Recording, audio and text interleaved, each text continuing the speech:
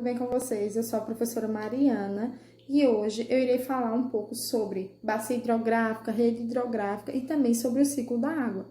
Lembrando que o nosso conteúdo anterior foi sobre clima, né? Nós vimos tudo sobre clima, fatores climáticos, elementos climáticos, nós vimos também as linhas imaginárias e a influência no clima do nosso planeta, né? A zona temperada, a zona polar. Vimos tudo isso e fizemos uma atividade sobre. Então, vamos iniciar o conteúdo da semana e conversarmos sobre o que é bacia hidrográfica.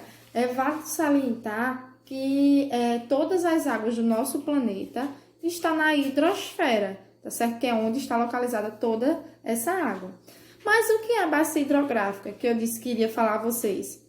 É uma área drenada por um rio principal e que tem alguns afluentes, ou seja, que tem rios, digamos, que são ligados a esse rio principal. Eu vou mostrar daqui a pouco um exemplo bem fácil para vocês. Os recursos hídricos é o conjunto de todas as águas superficiais e também subterrâneas em uma região ou numa bacia hidrográfica. Um exemplo de bacia hidrográfica eu trouxe essa folhinha, tá certo? De alface. Vocês estão vendo essa parte aqui do meio? A parte do meio, ela não é mais grossa? Ela não é maior? Então, esta parte do meio aqui, ela seria, no caso, o rio principal de uma bacia hidrográfica. E eu não sei se vocês estão conseguindo ver umas linhas mais finas. Essas linhas mais finas, elas são, no caso, os rios, os afluentes, né? Que são os rios menores que fazem parte da bacia hidrográfica. Então, pensem assim, a bacia hidrográfica seria esse alface, que seria o todo. Teria o rio principal, que é o maior que está no meio, e os seus afluentes, que seriam os rios menores, que nascem a partir do rio principal. Entenderam? Então, isso aqui seria uma bacia hidrográfica. Não esqueçam.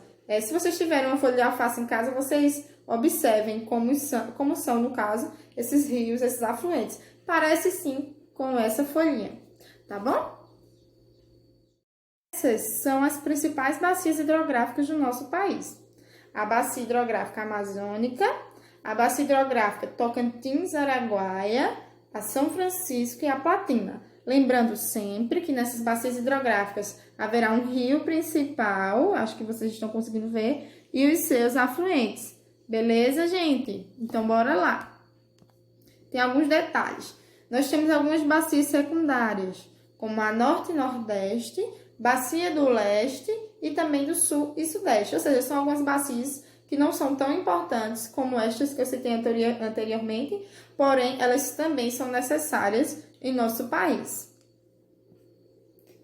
Aí, aqui, vocês têm um mapa, né? Como vocês podem observar, das bacias hidrográficas do Brasil. Vocês podem ver a Amazônica, que compreende uma parte da região norte, a Tocantins-Araguaia, por onde ela passa, a do Rio São Francisco, prestem atenção, vai do Nordeste até o Sudeste, tá bom? Então, preste atenção aí. Tem a do Paraná, é só observar, fazer uma leitura bem direitinho desse mapa que vocês conseguem observar as bacias hidrográficas presentes em nosso país, as principais, tá? Então, gente, eu vou mostrar a vocês como acontece o ciclo da água, tá certo? Primeiro, digamos que a gente tem uma água armazenada, tá certo? Pode ser nos oceanos, nos rios. Essa água ela vai evaporar por conta da incidência do sol. Então, vai acontecer o processo de evaporação. Ou seja, vai sair, no caso, a água em forma de vapor.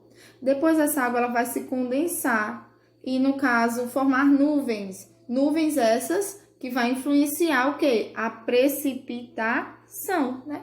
Porque, no caso, após a condensação, no caso, formando nuvens de chuva, vai se ter a precipitação. Essa precipitação pode influenciar em vários fatores nesse ciclo da água, como, por exemplo, na infiltração no solo, tá bom? Pode vir a formar um aquífero, como vocês podem ver aqui o nome que eu passei em cima, mas pode vir a formar um aquífero. Pode ter um armazenamento subterrâneo e também pode voltar para o mar. Perceberam como é para o oceano? Então, esse ciclo, ele sempre se repete, beleza? Essa água também pode vir por aqui, ó, como vocês podem ver, e pode gerar um escoamento superficial e também voltar para o oceano. ou ainda pode ficar na vegetação, como vocês podem ver aqui, e essa vegetação ela vai fazer a evapotranspiração. Então, resumindo, o ciclo da água é o seguinte: vai ter uma água armazenada, essa água ela vai evaporar por conta da influência do sol. Depois de evaporar, ela vai condensar, tá certo? Formando nuvens de chuva. Depois ela vai precipitar e, por fim, ela pode infiltrar, ela pode escorrer novamente para o oceano, ela pode ficar nas plantas e ter uma evapotranspiração. Então, vejam como o ciclo da água, ele realmente sempre se repete, tá certo? Então, este aqui é o ciclo. Qualquer dúvida, me procurem. Vocês já sabem que eu estou sempre disponível, tá bom? E um grande abraço para vocês. Tchau, tchau!